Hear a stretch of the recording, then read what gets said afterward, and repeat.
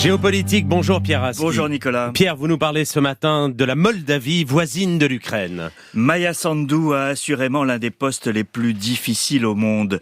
Cette femme qui s'exprime d'une voix toujours calme est la présidente d'un pays de 2,5 millions d'habitants, frontalier de l'Ukraine, avec une partie de son territoire occupé par des troupes russes, soumise à un chantage énergétique, à une guerre informationnelle. Ce pays, c'est donc la Moldavie.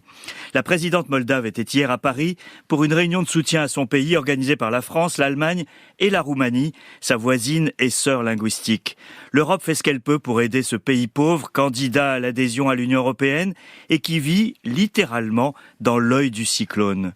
Maya Sandu a été élue en 2020 avec une image pro-européenne et anti-corruption, le problème numéro 1 de son pays. Elle n'imaginait pas qu'elle se retrouverait avec une guerre chez son voisin qui bouleverse la vie des Moldaves.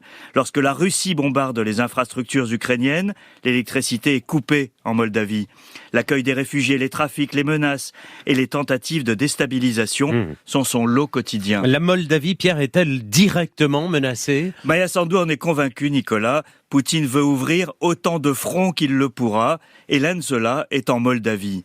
Invitée de l'Institut français des relations internationales hier soir, elle estime que la Russie mène dans son pays une guerre hybride, visant à diviser et radicaliser la société. Il cherche, dit-elle, à modifier l'ordre géopolitique et à s'approcher de la frontière de l'UE. Avec à ses côtés sa ministre de l'Intérieur, une autre femme au tempérament trempé dans l'acier. Maya Sandu lance un avertissement. « Nous pouvons nous écrouler », dit-elle, s'estimant convaincue que la Moldavie ne restera démocratique que si elle rejoint un jour l'Union européenne. Autrement, ça sera très difficile. D'autant plus difficile qu'elle ne voit pas de fin rapide à la guerre en Ukraine. Je ne crois pas à des négociations de paix.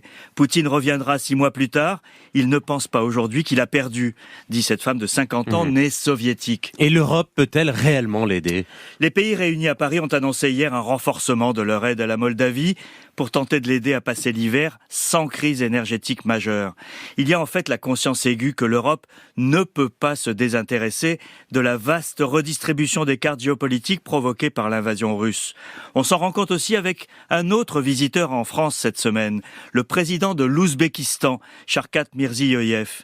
L'Ouzbékistan est un autre cas de figure. Situé en Asie centrale, il n'a pas de frontière commune avec la Russie, mais il profite de la situation pour diversifier ses relations très dépendantes de Moscou. Il se tourne vers la Chine, qui n'attend que ça, et vers l'Europe. Poutine, on le sait, est un nostalgique de la défunte URSS, mais par son révisionnisme agressif, il a provoqué l'inverse de ce qu'il cherche. Ceux qui le peuvent prennent leur distance et demandent à l'Europe de les aider à être moins à la merci du maître du Kremlin. Pierre Aski, merci. France Inter.